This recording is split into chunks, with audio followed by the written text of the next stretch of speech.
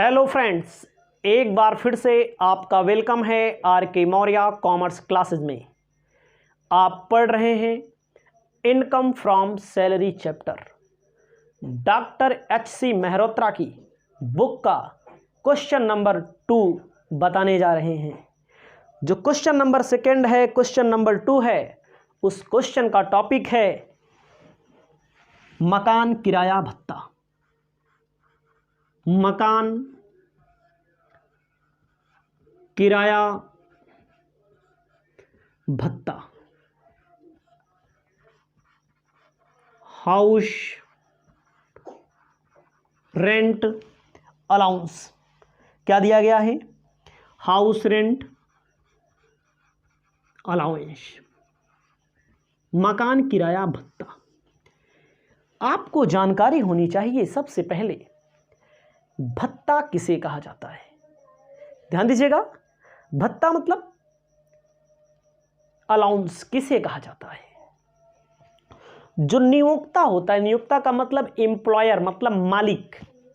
जैसे कोई कंपनी मालिक हो सकती है, सरकारी विभाग मालिक हो सकते हैं। कोई भी मालिक या कोई भी नियोक्ता, कोई भी एम्प्लॉयर अपने कर्मचारियों को वेतन के अतिरिक्त जो भी अतिरिक्त पैसा देता है, एडिशनल मनी देता है, अतिरिक्त अमाउंट देता है, उसे भत्ता कहा जाता है। आपको जानकारी के लिए बता दें, कोई भी कर्मचारी कहीं पर नौकरी करता होगा, आपके यहाँ भी लोग नौकरी करते होंगे, सुनते होंगे पुलिस वालों को वर्दी भत्ता मिलता है ना, वर्दी भत्ता मिलता है, मकान से रिलेटेड भत्ता मिलता है, फ्री में पैसा दिया जाता है कि आप जाइए, गाड़ी कार मिल जाती है, बहुत सारी चीज़ें मिलती हैं। तो एक होता है भत्ता, एक होता है अनुलाभ। पहले भत्ते के बारे में बात करेंगे। नियोक्ता द्वारा, एम्प्लॉयर द्वारा अपने कर्मचारी को वेतन के अतिरिक्त जो नकद राशि दी जाती है उसे भत्ता कहा जाता है, उसे अलाउंस कहा जाता है। यहाँ पर हम बात करेंगे मकान किराया भत्ता के बारे में। तो आपको बता दें, जो लोग नौकरी करते हैं, आपको पता होना चाहिए कहीं कहीं पर या बहुत सारी जगहों पर उनको पैसा दे दिया जाता है विभाग की तरफ से, सरकार की तरफ से, कंपनी की तरफ से। भैया पैसा ले लीजिए, 1000, 2000, 4000 रुपया महीना, अपना कहीं कमरा किराए पर लेकर रहिए। ठीक है, खुद के मकान में रहते हैं तब पूरा टैक्सेबल हो जाता है, जान लीजिए पूरा कर योग्य हो जाता है। जैसे हम कहीं नौकरी करने गए तो मालिक की ओर से हमको दे दिया जाएगा, कंपनी की ओर से, सरकार की ओर से, जाइए उसी कमरे में रहिए, तो सुविधा कहीं रहेगी। पैसा दे दिया जाएगा कि जाइए मकान कहीं पर रूम लेकर किराए पर रहिए, तो उसे भत्ता कहा जाएगा, याद रखिएगा, अलाउंसेस कहा जाएगा। ये पार्टली एग्जेम्प्ट होता है, पार्टली टैक्सेबल होता है। आधा, कुछ भाग इसका टैक्सेबल होता है, कुछ भाग इसका टैक्स फ्री होता है। तो उसी की बात होगी यहाँ पर। तो इससे रिलेटेड आपको नियम याद होना है। ये हिंदी में लिखना है, कर योग्य मकान किराए भत्ते की गणना। कर योग्य मकान किराए भत्ते की गणना आपको अपने कॉपी में लिखना है।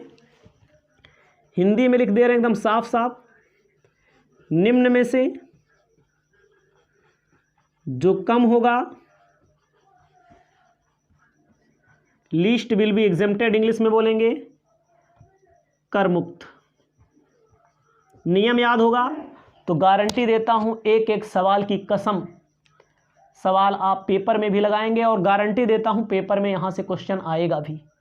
आप चाहे जब पेपर दीजिएगा, इनकम टैक्स का पेपर दोगे तो यह टॉपिक अगर ना मिले तो हमसे बताना, चैनल पर हमारे कमेंट कर देना।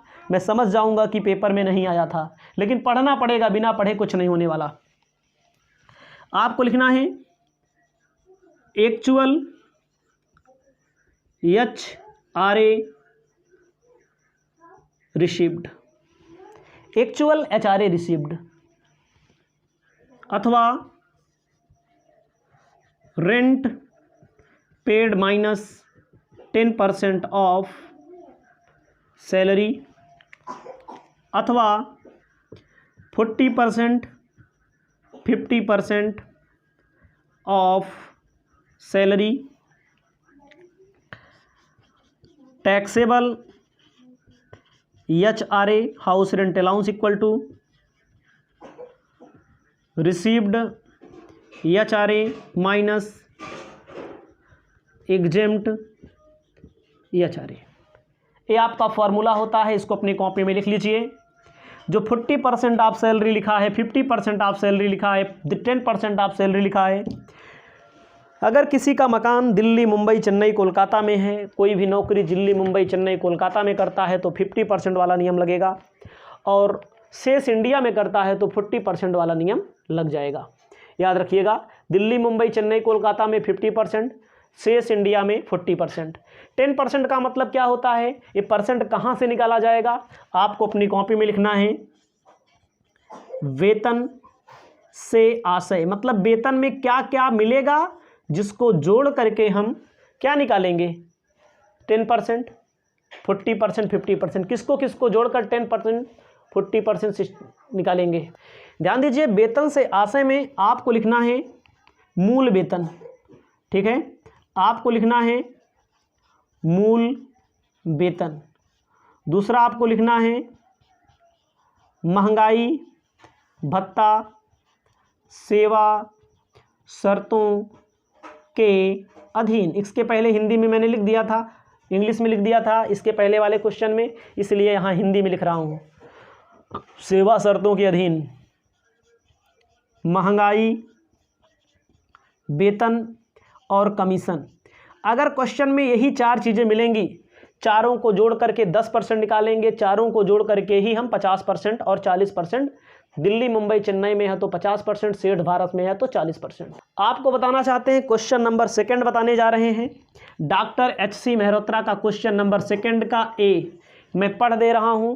जिनके पास किताब है ठीक है, नहीं तो आप हमसे PDF ले लीजिए। हमारे चैनल पर भी PDF आपको मिल जाएगा, जहां पर कम्युनिटी पोस्ट हमारे ऐप पर भी आपको PDF मिल जाएगा। इनकम फ्रॉम सैलरी में कौन कौन से क्वेश्चन हैं। क्या कहता है क्वेश्चन, मूल वेतन, ठीक है, मूल वेतन, ठीक है, 20,000 रुपया, महंगाई वेतन मूल वेतन का 10%, बिक्री पर निश्चित प्रतिशत से कमीशन पूरे वर्ष का 1,20,000 रुपया दिया हुआ है। विक्रय पर निश्चित दर से पूरे वर्ष का कमीशन निकाल करके दिया हुआ है।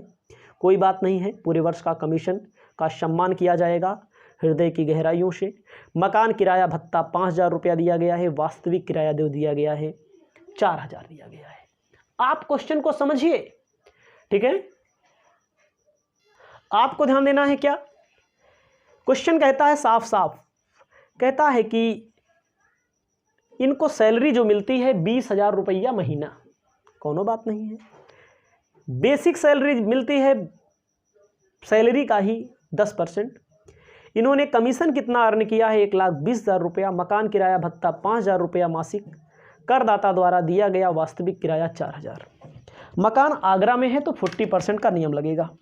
सबसे पहले क्या लिखा है आपके क्वेश्चन में, देखिए, HRA रिसीव्ड, मकान किराया भत्ता HRA इनको मिलता है 5,000 रुपया महीना।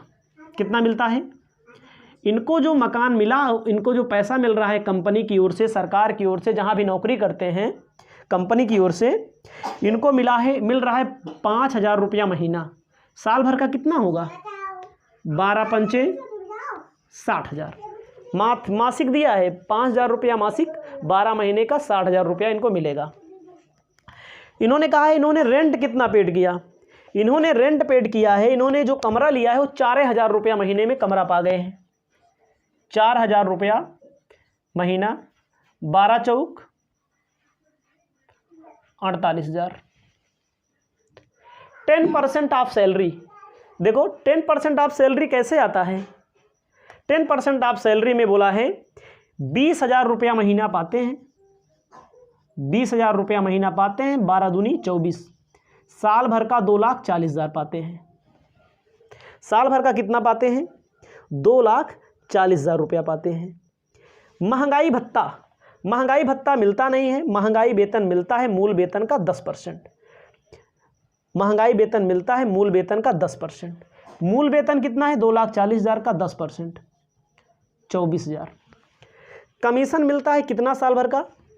महंगाई भत्ता नहीं मिलता, मूल महंगाई वेतन मिल रहा है, ये वाला खाली है। और इनको क्या मिल रहा है? इनको 1,00,000 रुपए का, 1,50,000 रुपए का क्या मिल रहा है? इनको कमीशन मिल रहा है पूरे वर्ष का, 1,20,000 रुपए का कमीशन मिल रहा है। और एक बात और बता दूं, यह सेवा शर्तों के अधीन रहेगा तभी लिखा जाएगा, अन्यथा इसको भी हम नहीं लिखेंगे। किसको नहीं लिखेंगे? 24,000 को नहीं लिखेंगे। दोनों सेवा शर्तों के अधीन ही होने चाहिए। याद रखना, 20,000 रुपया महीना मिल रहा है, 12 महीने का 2,40,000। महंगाई भत्ता मिल रहा नहीं मिल रहा, महंगाई वेतन मिल रहा है लेकिन नहीं लिखा जाएगा। ठीक है, ठीक है। तो कुल मिलाकर के इनकी साल भर की कमाई कितना हो रही है जो इसमें जोड़ी जाएगी? 3,60,000 सबसे नीचे मैंने लिखा है। 2,40,000 और 1,20,000 को जोड़ देंगे तो लास्ट में आएगा 3,60,000। 3,60,000 का 10% कितना आएगा? 36,000। 48,000 में 36,000 घटा देंगे तो कितना बचेगा? 12,000। ठीक है, सॉरी मिस्टेक हुआ है यहाँ पर क्या मिस्टेक हुआ है? 3 लाख 2 1 3 लाख 3,60,000। 3,60,000 नहीं होगा, 24,000 भी जोड़ा जाएगा। ध्यान दीजिएगा, 3,84,000। 3,84,000 फिर समझा दे रहे हैं। तो यहाँ पर हो जाएगा 38,400 10%। तो आपको लिखना है 48,000 माइनस 38,400, 9,600 आएगा आपका। फिर से समझिएगा, महंगाई वेतन लिखा जाएगा चाहे सेवा शर्तों के अधीन हो या ना हो। मैंने गलती कर दी, महंगाई भत्ता के बारे में बता दिया मैंने। 2,40,000 रुपये आपको लिख लेना है, महंगाई वेतन 24,000 लिख लेना है, कमीशन 1,20,000 इनको मिल रहा है, जोड़ लेंगे 3,84,000। याद रखना 48,000 इन्होंने रेंट पेड किया है, 38,400 क्या है? 3,84,000 का 10% 9,600। मकान इनका आगरा में है। याद रखिएगा, इनका जो हाउस है, इनका जो मकान है वो आगरा में है।